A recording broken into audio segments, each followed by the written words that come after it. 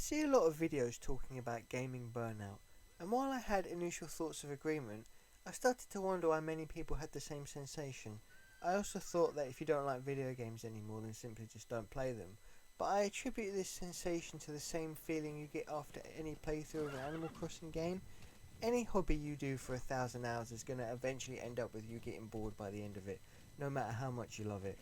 Video game quote unquote burnout is different than an author being burnt out, and overall I really don't think that is the correct term. Having a burnout from playing video games is a strange concept. I think the more accurate term is that you're just simply bored of it, but I actually think there is more to it than that.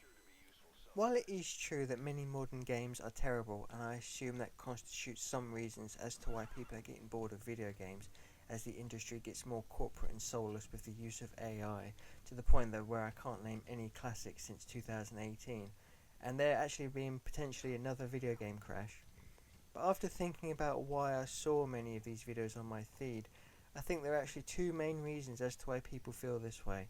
One, you're older now, so your attention span is focused on other things, and two, your subconscious knows you should be doing something else with your time.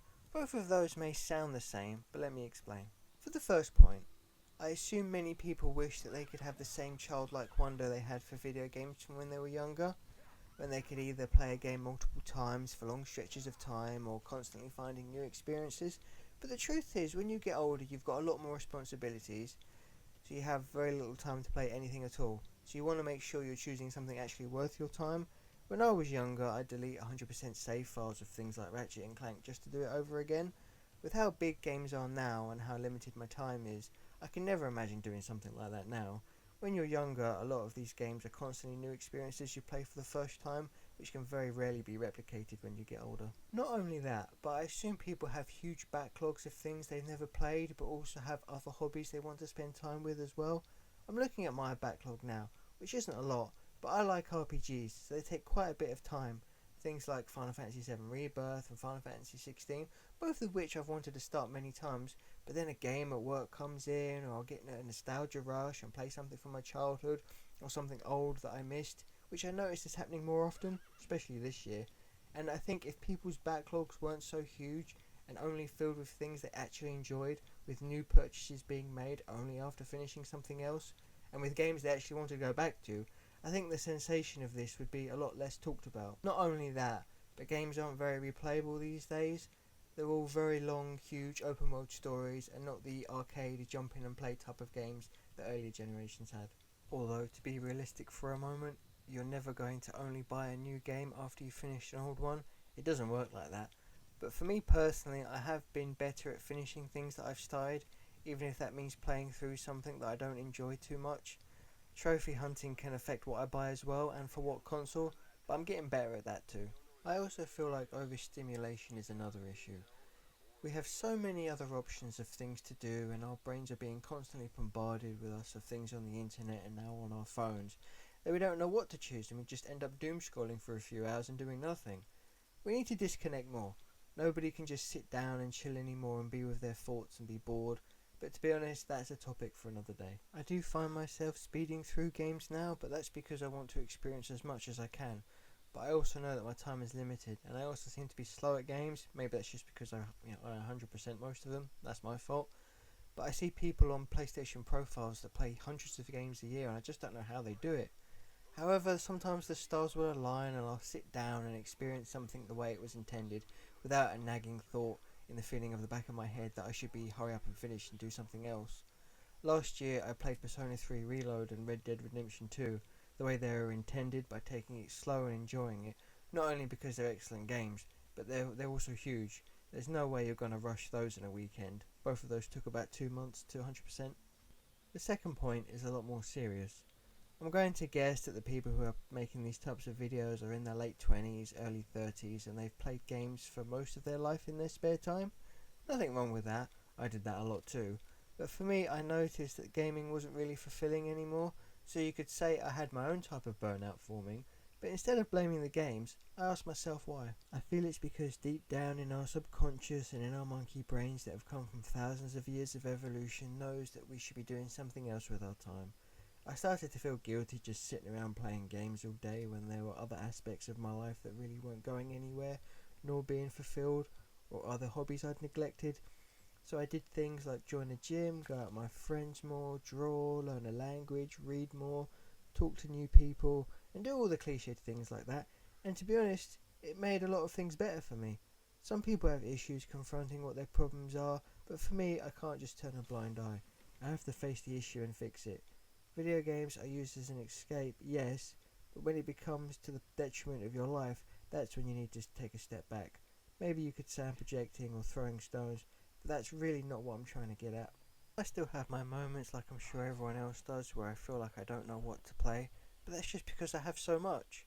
And it leads back into the overstimulation thing that I was talking about earlier. But also, if you spend your time on other hobbies, when you get back around to games again, it won't feel like such a chore because you've had a break.